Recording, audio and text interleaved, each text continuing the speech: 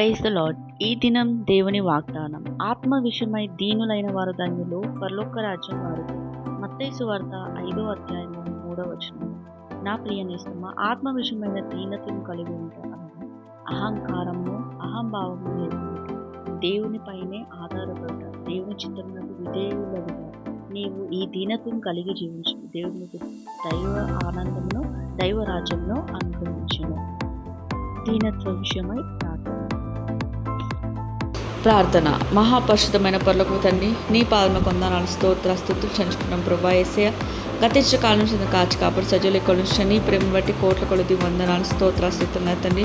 అయ్యా, పాపం విడిచిపెట్టుటకు, పరిశుద్ధంగా జీవించటకు, రేపు మాపు అంటూ వాయిదాలు వేస్తున్న మా అజ్ఞానాన్ని మన్నించండి.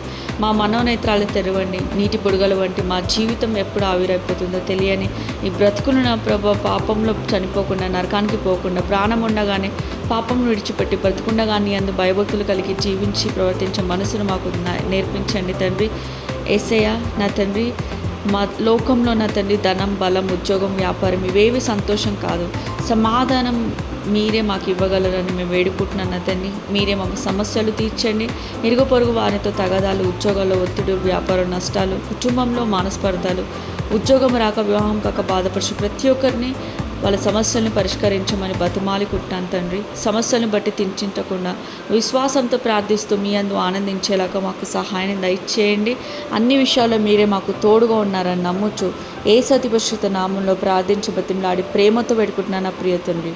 ఆమేన్. Praise the lord. Thank you.